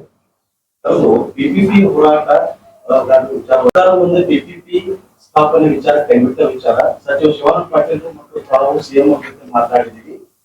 CM ಅವರು PPP ಕಾಲೇಜನ್ನ ಇಲ್ಲಿ ಹಾಕಲ್ಲ ಅಂತ ಹೇಳಿದ್ದಾರೆ. ನಾವು ಕೂಡ ಸರ್ಕಾರಿ ಮೆಡಿಕಲ್ ಕಾಲೇಜ್ ಮಾಡೋಕೆ ಪ್ರಯತ್ನ ಮಾಡ್ತಾ ಇದೀವಿ. ವಿಕಾಸಿನ ವಿಚಾರವನ್ನು ಇಟ್ಕೊಂಡು ಆದಷ್ಟು ಬೇಗ ನಾವು ಸರ್ಕಾರಿ ಮೆಡಿಕಲ್ ಕಾಲೇಜ್ ಮಾಡ್ತೀವಿ ಅನ್ನೋ ವಿಷಯವನ್ನ ವಿಚಾರವಾಗಿ ಆದ್ರೆ ನಿಮ್ ಗಮನಕ್ಕೆ ಬಂದದ್ದು ಇಲ್ಲ ಸರ್. ಅದು ಗಮನಕ್ಕೆ ಬಂದಿದೆ. ಆದ್ರೆ ಏನು ಅಂತಂದ್ರೆ ಅವರು ಒಂದು ಪ್ರೆಸ್ ಮೀಟ್ ಮಾಡಿ ಹೇಳಿದ್ದಾರೆ ಹೊರತು ಒಂದು ಅಧಿಕೃತ ಸರ್ಕಾರಿ ಹೇಳಿಕೆ ಮೂಲಕ ಅಲ್ಲ. ಅಧಿಕೃತವಾಗಿ ಈ ರಾಜ್ಯದ ಮುಖ್ಯಮಂತ್ರಿಗಳೇನಾದ್ರೂ ಕೂಡ ನಾವು ಬಿಜಾಪುರ ಜಿಲ್ಲೆಯಿಂದ PPP ಯೋಜನೆ ಹಿಂಪಡೀತಾ ಇದ್ದೀವಿ, ನಾವು ಅಲ್ಲಿ PPP ಯೋಜನೆ ಸ್ಥಾಪನೆ ಮಾಡಲ್ಲ ಅಂತ ಹೇಳ್ಬಿಟ್ರೆ ಅದು ಪ್ರಶ್ನೆನೇ ಇರಲ್ಲ. ಸೊ ನಾವು ಅದನ್ನ ಹೇಳಬೇಕು ಅಂತ ನಾವು ಮುಖ್ಯಮಂತ್ರಿಗೆ ಸರ್ಕಾರಿ ಜವಾಬ್ದಾರಿರ್ತಕ್ಕಂಥ MB ಪಾಟೀಲ್ ಹೇಳಿದ್ರೆ ಸಮಾಧಾನ ಆಗಲ್ಲ. ಅಲ್ಲ ಸರ್, ಈಗ ಅದು ಹೇಳುವುದಲ್ಲ, ಅಧಿಕೃತವಾಗಿ ಪ್ರಕಟ ಆಗ್ಬೇಕು. ಹೇಳಿ ಸರ್, ಹೇಳಿ. ಸರ್ಕಾರ ಎಲ್ಲಿಯೂ ಕೂಡ ಬಿಜಾಪುರದಲ್ಲಿ PPP ಕಾಲೇಜ್ ಮಾಡ್ತೀವಿ ಅಂತ ಹೇಳಿ ಆದೇಶ ಪ್ರತಿ ಜಾರಿ ಮಾಡಿಲ್ಲ. ಪ್ರಸ್ತಾವನೆ ಅಂತ ಹೇಳಿ ಅಲ್ಲ, ಪ್ರಸ್ತಾವನೆ ಐತಿ. ಮತ್ತೆ ಹೇಳ್ರಿ. ಹೇಳಿ. ಇಲ್ಲ ನೀವ್ ಹೇಳ್ರಿ. ಸರ್ಕಾರ ಎಲ್ಲಿಯೂ ಕೂಡ PPP ಕಾಲೇಜನ್ನ ಬಿಜಾಪುರದಲ್ಲಿ ನಾವು ಸ್ಥಾಪನೆ ಮಾಡ್ತೇವೆ ಅನ್ನೋ ಆದೇಶ ಪ್ರಕಟ ಮಾಡಿಲ್ಲ. ಕೇಂದ್ರ ಸರ್ಕಾರದ ಮಾರ್ಗಸೂಚಿ ಒಳಗೆ ದೇಶದಲ್ಲಿ ಖಾಸಗಿ ಸಹಭಾಗಿತ್ವದಲ್ಲಿ ಮೆಡಿಕಲ್ ಕಾಲೇಜ್ ಮಾಡುವ ಪ್ರಸ್ತಾವನೆ ಇದೆ. ಆ ಕಾರಣದಿಂದ ಬಿಜಾಪುರದಲ್ಲಿಯೂ ಮಾಡಬಹುದು ಅನ್ನೋ ಚಿಂತನೆ ನಡೆದಿದೆ ಅಂತ ಹೇಳಿದೆ. ಹಾಗಾಗಿ ಅಲ್ಲಿ ಆದೇಶ ಇದೆ ಇಲ್ಲ ಅಂದ್ರೆ ಇಲ್ಲಿ ಆದೇಶ ಕೊಡಬೇಕಂತೇನಿಲ್ಲ. ಬರೀ ಹೇಳಿಕೆ ಇತ್ತು, ಮಾಡ್ಬೇಕನ್ನೋ ಚಿಂತನೆ ಇದೆ ಅಂತ ಹೇಳಿದ್ರು. ಇಲ್ಲಿ ಅದೇ ಸಚಿವ ಸ್ಪಷ್ಟ ಕೊಟ್ಟಿದ್ದಾರೆ. ಅದು ನಿಮ್ಗೆ ಗೊತ್ತಾಗಿಲ್ಲ ಅಂತ ಅನ್ಸುತ್ತೆ. ಇಲ್ಲ. ನಾವು ಹೇಳ್ತಾ ಇರೋದು ಏನು ಅಂತಂದ್ರೆ, ಅದು ಅಧಿಕೃತವಾಗಿನೇ ಆ ತರದ ಇದು ಇದೆ. ಮತ್ತೆ ಕನಕಪುರದಲ್ಲಿ ಕೂಡ ಈ ಖಾಸಗಿ ಸಹಭಾಗಿತ್ವದಲ್ಲಿ ಮೆಡಿಕಲ್ ಕಾಲೇಜ್ ಮಾಡ್ತೀವಿ ಅಂತೇಳಿ ತೆಗೆದುಕೊಂಡಿರುವಂತದ್ದು ಉದಾಹರಣೆ ಇದೆ. ನಮ್ ಏನು ಅಂತಂದ್ರೆ, ಇಷ್ಟೆಲ್ಲ ಒತ್ತಾಟ ಯಾಕೆ ಮಾಡ್ಬೇಕಾಗಿತ್ತು? ಅಧಿಕೃತವಂತ ಯೋಜನೆಗಳು ಇಲ್ಲದೆ ಇದ್ರೆ ನಾವು ಇಲ್ಲಿ ಯಾವುದೇ ಕಾರಣಕ್ಕೂ ಬಿಜಾಪುರದಲ್ಲಿ PPP ಖಾಸಗಿ ಸಹಭಾಗಿತ್ವದ ಮೆಡಿಕಲ್ ಕಾಲೇಜ್ ತೆಗೆಯುವಂತ ಯೋಚನೆನೇ ಇಲ್ಲ. ಅದನ್ನ ಕೈ ಬಿಟ್ಟಿತ್ತು ಅಂತ ಹೇಳೋದಕ್ಕೆ ತೊಂದರೆ ಏನಿದೆ ಈ ರಾಜ್ಯ ಸರ್ಕಾರಕ್ಕೆ? ಅಲ್ಲ, ಈ ಸರ್ಕಾರಕ್ಕೆ ಏನಾಗಿದೆ ಅದು? ಈ ನಾಳೆ ನಾವು ಹೇಳ್ತಾ ಇರೋದೇನು ಅಲ್ಲ ಇವ್ರೆ, ಒಂದು ನಿಮಿಷ. ನಾಳೆ ಏನು ಮುಖ್ಯಮಂತ್ರಿಗಳು ಈ ಜಿಲ್ಲೆಗೆ ಬರ್ತಾ ಇದ್ದಾರಲ್ಲ, 9ನೇ ತಾರೀಕು ಬರ್ತಾ ಇದ್ದಾರಲ್ಲ, ಅವರಿಂದ ಒಂದೇ ಒಂದು ಮಾತು ಕೇಳ್ತಾ ಇರೋದು ನಾವು ಈ ಜಿಲ್ಲೆಯನ್ನ ಈ ಖಾಸಗಿ ಸಹಭಾಗಿತ್ವದ ಮೆಡಿಕಲ್ ಸ್ಥಾಪನೆ ಯೋಜನೆಯಿಂದ ಹಿಂತೆಗೆದಿದ್ದೀವಿ. ನಮ್ಮ ತಲೆ ಒಳಗಡೆ ಯಾವುದೇ ಇಲ್ಲ, ಯಾವುದೇ ಕಾರಣಕ್ಕೂ ಈ ಜಿಲ್ಲೆ ಒಳಗಡೆ ಖಾಸಗಿ ಸಹಭಾಗಿತ್ವದ ಮೆಡಿಕಲ್ ಕಾಲೇಜ್ ಸ್ಥಾಪನೆ ಮಾಡುವುದಿಲ್ಲ ಅಂತ ಹೇಳಿ ಅಲ್ಲ ಈಗ ನಾವು ಹಾ ಸಿಎಂ ಅವ್ರನ್ನ ಕರ್ಕೊಂಡು ಹೋದಾಗ ಸರಿಯಾಗಿ ಅವ್ರು ಮಾತಾಡಕ್ಕಾಗಿಲ್ಲ. ಅವ್ರ ವೈಯಕ್ತಿಕ ಕೆಲವು ವಿಚಾರದಾಗ ಸಿಎಂ ಅವರು ಸ್ವಲ್ಪ ನಮ್ಮ ಹೋರಾಟಗಾರ ಬಗ್ಗೆ ಗಮನ ಕೊಟ್ಟಿಲ್ಲ. ಅದು ಹೋರಾಟಗಾರರಿಗೆ ಬೇಜಾರವಾಗಿದೆ. ಇನ್ನೊಮ್ಮೆ 9ನೇ ತಾರೀಕಿನ ಒಳಗಾಗಿ ನಾವು ಕರ್ಕೊಂಡು ಹೋಗುವಂತ ವ್ಯವಸ್ಥೆ ಮಾಡ್ತೀವಿ. ಭೇಟಿಯಾಗಿ ಒಂದು ಏನಂತ ಹೋಗ್ತೇವೆ. ಅವಾಗ 1ನೇ ತಾರೀಕಿಗೆ ಇಂಥ ಒಂದು ಗಂಟೆ ಹಿಡಿದಿತ್ತು, ಹೋರಾಟ ನಡೆದಿತ್ತು. ಹೋರಾಟಗಳ ಏನೆಲ್ಲ ಆಯ್ತು ನಿಮಗೂ ಗೊತ್ತು, ನಮಗೂ ಗೊತ್ತು. ನಾವು ಈ ಕೂಡ ಬಹಳ ಸ್ಪಷ್ಟವಾಗಿದ್ದೀವಿ. ಎಂ ಬಿ ಪಾಟೀಲ್ ಈ ಸದ್ವಿವೇಕವನ್ನು ಕೂಡ ನಾವು ಗೌರವಿಸ್ತೀವಿ. ಆ ಗೌರವಿಸ್ಕೊಂಡೇ ಹೇಳೋದು ಏನು ಅಂತಂದ್ರೆ 9ನೇ ತಾರೀಕು ಈ ರಾಜ್ಯಕ್ಕೇನು ಈ ಬಿಜಾಪುರ ಜಿಲ್ಲೆಗೆ ಮಾನ್ಯ ಸಿದ್ದರಾಮಯ್ಯನವರು ಬರ್ತಾ ಇದ್ದಾರೆ. ಸಿಎಂ ಅವರು ಬಂದಾಗ ಅವರಿಂದ ಒಂದೇ ಒಂದು ಮಾತನ್ನು, ಒಂದು ಒಂದೇ ವಾಕ್ಯದ ಮಾತನ್ನು, ಬಹಳ ಉದ್ದದ್ದಾದದ್ದು ಏನೂ ಇಲ್ಲ. ನಾವು ಬಿಜಾಪುರ ಜಿಲ್ಲೆ ಅನ್ನೋದು ಏನಿದೆಯಲ್ಲ, ಈ ಖಾಸಗಿ ಸಹಭಾಗಿತ್ವದ ಮೆಡಿಕಲ್ ಸ್ಥಾಪನೆಯಿಂದ ನಾವು ಹಿಂತೆಗೆದಿದ್ದೀವಿ. ಯಾವುದೇ ಕಾರಣಕ್ಕೂ ಈ ಜಿಲ್ಲೆಯಲ್ಲಿ ಖಾಸಗಿ ಸಹಭಾಗಿತ್ವದ ಮೆಡಿಕಲ್ ಕಾಲೇಜ್ ಮಾಡಲ್ಲ. ಮುಂದೆ ಬೇಕಾದ್ರೆ ನಾವು ಇಲ್ಲಿ ಸರ್ಕಾರಿ ಮೆಡಿಕಲ್ ಕಾಲೇಜ್ ಸ್ಥಾಪನೆ ಮಾಡ್ತೀವಿ. ಒಂದು ವಾಕ್ಯ ಹೇಳ್ಕೊಂತ ಕೆಲಸ ಆಗ್ಲಿ ಅಂತ ನಾವು ಅಷ್ಟೇ ಸರ್, ಅದನ್ನೇ ಸರ್ ಅಷ್ಟೇ ಹೇಳಿದ್ದು, ಮತ್ತೇನಲ್ಲ ಹೇಳಿದ್ದು. ಅವರು ಕೂತ್ಕೊಂಡು ಘೋಷಣೆ ಕೊಡ್ಕೊಂಡು ಈ ತರದ ಮಾಡಿ ಬೇರೆ ಏನೋ ಅವಕಾಶಗಳು ಇರಲ್ಲಲ್ವಾ, ಆ ತರದ್ ಮಾಡುವಂತ ಕೆಲಸಗಳಿದೆ. ಈಗ ಪ್ರಕಾಶ್ ಪಾಟೀಲ್ ವೈದ್ಯಕೀಯ ಸಚಿವರು ಇಲ್ಲಿವರೆಗೆ ಅಟ್ಲೀಸ್ಟ್ ಒಂದು ಹೇಳಿಕೆ ಆಗ್ಲಿ ಅಥವಾ ವಿಜಯಪುರ ಹೋರಾಟಗಾರರು ಬಂದು ಪಿಪಿಪಿ ಯಾಕೆ ಮಾಡ್ತಾ ಇದ್ದೀವಿ, ಪಿಪಿಪಿ ಮಾಡೋದ್ರಿಂದ ಏನು ಲಾಭಗಳಿದೆ ಅಂತ ಹೋರಾಟಗಾರರು ತಿಳಿಸಿಕೊಳ್ಳುವಂತ ಪ್ರಯತ್ನವೂ ಕೂಡ ಸರ್ಕಾರದಿಂದ ಆಗಿಲ್ಲ ಅಥವಾ ಸಚಿವರಿಂದ ಆಗಿಲ್ಲ.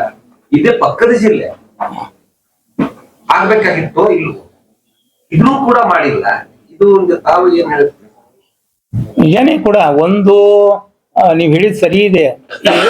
ನೇರವಾಗಿ ಮುಖ್ಯಮಂತ್ರಿ ಆಗದೆ ಇದ್ರು ಕೂಡ ಮೆಡಿಕಲ್ ಏನು ಉನ್ನತ ಶಿಕ್ಷಣ ಸಚಿವರು ಇದಾರಲ್ಲ, ವೈದ್ಯಕೀಯ ಮತ್ತು ಇತ್ಯಾದಿಗಳಂತ ಶರಣ್ ಪ್ರಕಾಶ್ ಪಾಟೀಲ್ ಅವರು ಇದನ್ನು ಸ್ಪಷ್ಟೀಕರಿಸುವಂತ ಕೆಲಸ ಆಗ್ಬೇಕಾಗಿತ್ತು. ಅಲ್ಲ ಅದು ಹೋಗ್ರಿ, ನಾನು ಇಲ್ಲಿ ಮೆಡಿಕಲ್ ಕಾಲೇಜು PPP ಅಂದ್ರೆ ಖಾಸಗಿ ಸಹಭಾಗಿತ್ವದಲ್ಲಿ ಆ ಮೆಡಿಕಲ್ ಕಾಲೇಜಿನ ಸ್ಥಾಪನೆ ಮಾಡುವುದಾದ್ರೆ 500 ಕೋಟಿ ನಾನು ಅನುದಾನ ಹೂಡ್ತೀನಿ ಅಂತ ಹೇಳುವಂತ ಒಬ್ಬ ಸದಸ್ಯ ಹೇಳಿರುವಾಗ, ಶಾಸಕ ಹೇಳಿರುವಾಗ ಅದ್ರ ಬಗ್ಗೆ ಸರಿಯಾದಂತ ಉತ್ತರ ಕೊಡ್ಲಿಕ್ಕೂ ಕೂಡ ಯಾವನಿಗೆ ಆಗ್ಲಿಲ್ಲಲ್ಲ. ಅಂದ್ರೆ ಈ ಸರ್ಕಾರ ಏನು ಖಾಸಗಿ ಅವ್ರದ ಸರ್ಕಾರನ ಇದು? ಇನ್ನು 6-7 ಕೋಟಿ ಜನಸಂಖ್ಯೆ ಇರುವಂತ ಈ ರಾಜ್ಯದೊಳಗಡೆ ಇಷ್ಟೆಲ್ಲ ಇವುಗಳು ಮಾಡುವಂತ ಜವಾಬ್ದಾರಿ ಇರುವಂತ ಈ ಜಿಲ್ಲೆ ಒಳಗಡೆ ಅಂತ ಒಂದು ಘೋಷಣೆ ಕೂಗಿದಾಗ ಅದು ಸರಿಯಾದಲ್ಲ ಅಂತ ಹೇಳ್ತಕ್ಕಂಥ ಇದನ್ನು ಕೂಡ ಆಗ್ಲಿಲ್ವಾ? ಉಳಿದೆಲ್ಲ ಶಾಸಕರು ಏನಾಗಿತ್ತು? ಇವತ್ತೇನು ಬೆಂಬಲ ಮಾಡ್ಲಿಕ್ಕೆ ಬಂದಿದ್ದಾರಲ್ಲ ಬಿಜೆಪಿ ಅವ್ರಿಗೆ ಏನಾಗಿತ್ತು? ಆ ಸದನದ ಒಳಗಡೆ ಕೂತ್ ಮಾತಾಡ್ಲಿಕ್ಕೆ ಇದನ್ನೆಲ್ಲ ಅದು ಅಲ್ಲ ಅಂತ ಹೇಳಲಿಕ್ಕೆ ಆಗ್ಲಿಲ್ವಾ ಅವ್ರಿಗೆ? ಈ ತನಕ ಇಷ್ಟಾದ್ರೂ ಕೂಡ ಮಾತಾಡಿದ್ದಾರೆ. ನೀವು ಶಿವಾನಂದ ಪಾಟೀಲ್ ಬಗ್ಗೆ ಕೇಳಿದ್ರಿ, MB ಪಾಟೀಲ್ ಬಗ್ಗೆ ಕೇಳಿದ್ರಿ, ಎಲ್ಲರ ಬಗ್ಗೆ ಕೇಳಿದ್ರಿ. ಅಲ್ಲಿರುವಂತ ಇಲ್ಲಿ ಶಾಸಕನ ಬಗ್ಗೆ ಒಬ್ಬನಾದ್ರು ಕೇಳಿದಾರ? ಅವನೇನಾದ್ರೂ ಇದ್ರ ಬಗ್ಗೆ ಮಾಡಿದಾನ? ಅದ್ರ ಜೊತೆಗೆ ಈಗ ಹೋರಾಟಗಾರರನ್ನ MB ಪಾಟೀಲ್ ಮನೆ ಮುಂದೆ ಧರಣಿ ಕೂಡ್ತೀವಿ ಅಂತ ಹೋದ್ರು. ಈಗ ಮರುದಿವ್ಸ ಶಿವಾನಂದ ಪಾಟೀಲ್ ಮನೆ ಮುಂದೆ ಕೂಡ್ತೀವಿ ಅಂತಂದ್ರು. ಈ ಮರುದಿವ್ಸ ಶಿವಾನಂದ ಪಾಟೀಲ್ ಮನೆ ಮುಂದೆ ಯಾರು ಧರಣಿನೇ ಕೂಡಿಲ್ಲ. ಅಲ್ಲ ಇಷ್ಟೆಲ್ಲ ಟಾರ್ಗೆಟ್ ಈಗ ಹಂಗ ಟಾರ್ಗೆಟ್ ಪ್ರಶ್ನೆ ಇಟ್ಕೋಬೇಡ್ರಿ, ಮತ್ತೆ ಇದನ್ನ ಮಾಡ್ಬೇಡ್ರಿ. ನಾವು ಅವ್ರಿಗೆ ಹೇಳ್ತಾ ಇದೀವಿ, ಇವ್ರ ಎಲ್ಲರಿಗೆ ಅದನ್ನ ಹೇಳ್ತಾ ಇದೀವಿ, ನೀವ್ ಎಲ್ಲರಿಗೂನ ಈ ರೀತಿ ದಮನದ ಮೂಲಕ ಎಲ್ಲರನ್ನು ಕೂಡ ಇದಕ್ಕೆ ಗುರಿ ಆಗ್ಬೇಡ್ರಿ. ಮತ್ತೆ ಇಷ್ಟೆಲ್ಲ ದಮನದ ನೀತಿ ಮಾಡಿದಾಗ ಹೋರಾಟ ಇನ್ನೊಂದ್ ಕಡೆ ಕಟ್ಟು ಪ್ರಶ್ನೆ ಎಲ್ಲಿ ಬರ್ತದೆ? ಸೊ ಇವೆಲ್ಲವೂ ಕೂಡ ಇರೋದ್ರಿಂದ ನಾವು ಹೇಳ್ತಾ ಇರೋದು ಅಲ್ಪ ಸ್ವಲ್ಪ ಮರ್ಯಾದೆ ಇರುವಂತ MB ಪಾಟೀಲ್ ಆಗ್ಲಿ, ಶಿವಾನಂದ ಪಾಟೀಲ್ ಆಗ್ಲಿ ಇದ್ರ ಬಗ್ಗೆ ಸಕಾರಾತ್ಮಕವಂತ ಧೋರಣೆ ತಾಳಿದ್ದಾರೆ. ಇಲ್ಲಿ ಆ ತರದ ಗೌರವ ಇಲ್ಲ ಅಂತ ಇಲ್ಲ MLA ಇದ್ದಾರಲ್ಲ ಈ ಜಿಲ್ಲೆಯ ಈ ಬಿಜಾಪುರದಲ್ಲಿ ಅವ್ರಿಗೆ ಏನಾಗಿದೆ? ಒಬ್ಬನಾದ್ರು ಕೂಡ ಪ್ರಶ್ನೆ ಮಾಡಿದ್ದಾರೆ. ನಾನೇ ಬಂಡವಾಳ ಹೂಡ್ತೀನಿ ಅನ್ನುವಂತ ಉದ್ದಟತನ ತೋರುವಂತ ಇವ್ರಿಗೆ ನಾವು ಸರಿಯಾದ ಉತ್ತರ ಹೇಳ್ಬೇಕಲ್ಲ. ಅವಶ್ಯಕತೆ ಇಲ್ಲ ಅಂತಾರೆ. ಅವ್ನಿಗೆ ಯಾಕೆ ಅವಶ್ಯಕತೆ ಬೇಕು? ಅವ್ನಿಗೇನು ಅವಶ್ಯಕತೆ ಇದೆ? ನಮ್ಗೆ ಅವನ ಅವಶ್ಯಕತೆ ಇಲ್ಲ, ಜನತೆ ಅವಶ್ಯಕತೆ ಇಲ್ಲ. ಅಲ್ಲ ಒಂದ್ ಸಾರ್ವಜನಿಕವಾಗಿ ಹೇಳಿದ್ರೆ ಅವನ ಮನುಷ್ಯ ಅವನಿಗೆ ಅವರು ಎಲ್ರು ಕೂಡ ಜನಪ್ರತಿನಿಧಿಗಳು, ಅವ್ರು ಎಲ್ಲರ ಬಗ್ಗೆ ಗೌರವ ಇಟ್ಕೊಂಡೇ ನಾವು ಮಾತಾಡ್ಬೇಕು. ಇಷ್ಟೆಲ್ಲ ಗೌರವ ಇಟ್ಕೊಂಡು ಉಳಿದವ್ರು ಎಲ್ಲರೂ ರಿಯಾಕ್ಟ್ ಮಾಡ್ತಾ ಇರುವಾಗ ಈ ನಗರದ ಶಾಸಕ ಇದಾರಲ್ಲ, ನಗರದ ಶಾಸಕ ಅವ್ರು ಏನ್ ರಿಯಾಕ್ಟ್ ಮಾಡಿರ್ಬೋದು? ಈ ಎಲ್ಲ ದಮನದ ಹಿಂದೆನೂ ಕೂಡ ಅವನ ಕೈವಾಡ ಇದೆ ಅಂತ ನಮ್ಗೆ ಅನುಮಾನಗಳಿದಾವೆ. ಬರೀ ಇಲ್ಲಿದಂತ ಅವನ ಕೈವಾಡ ಇರುವಂತ ಅವನು ಎಲ್ಲ ನಾನು ಹಣ ಹೂಡ್ತೀನಿ ಅಂದಂತವನು ಹೇಳಿದಂತ ಮನುಷ್ಯನ ಕೈವಾಡ ಈ ಹತ್ತಿಕ್ಕುವಲ್ಲಿ ದಮನ ಮಾಡುವಲ್ಲಿ ಕೈವಾಡ ಇಲ್ಲ ಅಂತ ಹೆಂಗ್ ಹೇಳಿಕ್ಕೆ ಆಗ್ತದೆ ಅದು? ಅದ್ರ ಬಗ್ಗೆ ಸಮಗ್ರವಂತ ತನಿಖೆ ಆಗ್ಬೇಕು. ಒಬ್ಬ ನಿವೃತ್ತ ನ್ಯಾಯಾಧೀಶರಿಂದ ಒಂದು ತನಿಖೆ ಆಗ್ಬೇಕು ಈ ಎಲ್ಲ ಈ ವಿದ್ಯಮಾನಗಳ ಹಿಂದೆ. ಸೊ ಅದು ನಿಜವಂತ ಸತ್ಯ ಹೊರಗೆ ಬರ್ಲಿಕ್ಕೆ ಸಾಧ್ಯ ಆಗ್ತದೆ. ಯಾರ್ದು ಇದ್ರೊಳಗಡೆ ಇದು ಇದೆ, ಏನು ಹೋರಾಟಗಾರದಿದೆಯೋ ಇದು ಯಾರ್ಯಾರ ಕೈವಾಡಗಳು ಏನಿದೆಯೋ ಅಂತಂದ ಸರಿಯಾದ ರೀತಿಯಲ್ಲಿ ತನಿಖೆ ಆಗ್ಲಿಕ್ಕೆ ಸಾಧ್ಯ ಆಗ್ತದೆ. ಅದು ಕೂಡ ಆಗ್ಬೇಕು ಅಂತ ನಾನು ಒತ್ತಾಯಿಸ್ತಾ ಇದ್ದೀನಿ. ಮತ್ತೆ ಪೊಲೀಸರ ಮೇಲೆ ಹಲ್ಲೆಯನ್ನ ಮಾಡಿರ್ತಕ್ಕಂಥ ಸ್ವಾಮೀಜಿ ಮೇಲೆ ಒಂದು ವಿವರಣೆ ಇದೆ. ನೀವೆಲ್ಲ ಇದನ್ನ ನೋಡಿದ್ರೆ ಇವ್ರು ಬಿನ್ ಡ್ರೆಸ್ ನಲ್ಲಿ ಯಾಕೆ ಹೋದ್ರು ಅನ್ನೋಂಥದ್ದೇ ದೊಡ್ಡದಂತ ಪ್ರಶ್ನೆ. ಪೊಲೀಸರು ಏನಿದಲ್ಲ ಬಿನ್ ಡ್ರೆಸ್ ನಲ್ಲಿ ಹೋಗುವಂಥದ್ದು ಏನಿರ್ತದೆ, ಅದು ದೊಡ್ಡ ಸಂಖ್ಯೆ ಒಳಗಡೆ ಇರುವುದೇ 100-106 ಜನ ಸಂಖ್ಯೆ ಒಳಗಡೆ ಇವರು ಬೆನ್ ಡ್ರೆಸ್ ಒಳಗಡೆ 10 ಜನ ಅವ್ರೇನು ಅವತ್ತು ಏನು ಲೀವ್ ಮೇಲೆ ಇದ್ರ ಪೊಲೀಸರು ಲೀವ್ ಮೇಲೆ ಇದ್ರ ಲೀವ್ ಮೇಲೆ ಏನಪ್ಪ ನಾನು ಬೆನ್ ಡ್ರೆಸ್ ನಲ್ಲಿ ಹೋದೆ ಅನ್ನೋದಕ್ಕೆ ಅದು ಏನೋ ತುರ್ತಾಗಿ ಇದು ಬಂತು, ಹಿಂಗಾಗಿ ನಾನು ಅಲ್ಲಿ ಕರ್ತವ್ಯಕ್ಕೆ ಹೋದೆ ಅಂತ ಹೇಳ್ತಿದ್ದೆ ಹೇಳೋದಕ್ಕೆ ಡ್ಯೂಟಿಯಲ್ಲಿ ಇದ್ಕೊಂಡು ಏನು ಹಾಜರಾತಿ ಕೆಲಸ ಮಾಡ್ತಾನೆ ಇವ್ರು ಬೆನ್ ಡ್ರೆಸ್ ನಲ್ಲಿ ಹೋಗುವಂಥದ್ದು ಏನತ್ತು? ಇಡೀ ಇವ್ರನ್ನೆಲ್ಲರನ್ನು ಪ್ರಚೋದನೆ ಮಾಡ್ಲಿಕ್ಕೆ ಇದು ಮಾಡಿರುವಂತ ತಂತ್ರ ಕೂಡ ಆಗಿರ್ಬೇಕಲ್ವಾ? ಸೊ ಇವೆಲ್ಲೂ ಕೂಡ ಇದಾವೆ. ಈ ಬ್ರಿನ್ ಡ್ರೆಸ್ ನಲ್ಲಿ ಕಳಿಸೋದ್ರಿಂದನೂ ಒಂದು ರಾಜಕಾರಣ ಇದೆ, ಮತ್ತೆ ಅವ್ರನ್ನ ಪ್ರಚೋದನೆ ಮಾಡೋದಕ್ಕೂ ಒಂದು ರಾಜಕಾರಣ ಇದೆ. ಆ ಪ್ರಚೋದನೆ ಕಾರಣಗಳಿಗೆ ಅವ್ರು ಆ ರೀತಿ ಹಲ್ಲೆ ಮಾಡಿದ್ರೆ ನಾವೆಲ್ಲರೂ ಕೂಡ ಸಮರ್ಥನೆ ಮಾಡೋದಿಲ್ಲ. ಖಂಡಿತವಾಗಿ ಆ ಒಬ್ಬ ವ್ಯಕ್ತಿಯ ಮೇಲೆ ಇರ್ಲಿ ಅವ್ರ ಕೆಲಸ ಅವ್ರು ಮಾಡ್ತಾರೆ, ಇಂಟೆಲಿಜೆನ್ಸಿ ಅವ್ರ ಕೆಲಸ ಅವ್ರು ಮಾಡ್ತಾರೆ, ಮಾಡ್ಲಿ, ಅದು ಬೇರೆ. ಅದು ಅವರು ಪ್ರಶ್ನೆ ಕೇಳಬಾರ್ದು, ಕೇಳಿದ್ರಲ್ಲ ಅದು ಬೇರೆ ಪ್ರಶ್ನೆ. ಅದು ಇರ್ಲಿ ಅದು ಗೊತ್ತದೆ ಅದು. ಸೊ ಹಂಗಾಗಿ ಇದು ಏನಿದೆಯಲ್ಲ ಈ ತರದ್ದು ಇವುಗಳು ಆಗ್ಬಾರ್ದು ಅನ್ನುವಂತ ಕಾರಣಗಳಿಂದ ನಾವು ಹೇಳ್ತಾ ಇದ್ದೀವಿ. ಇನ್ನಷ್ಟು ಸುದ್ದಿಗಾಗಿ ನಮ್ಮ ನ್ಯೂಸ್ 11 ಕರ್ನಾಟಕ ಚಾನೆಲ್ಗೆ ಲೈಕ್ ಮಾಡಿ, ಶೇರ್ ಮಾಡಿ, ಸಬ್ಸ್ಕ್ರೈಬ್ ಮಾಡಿ.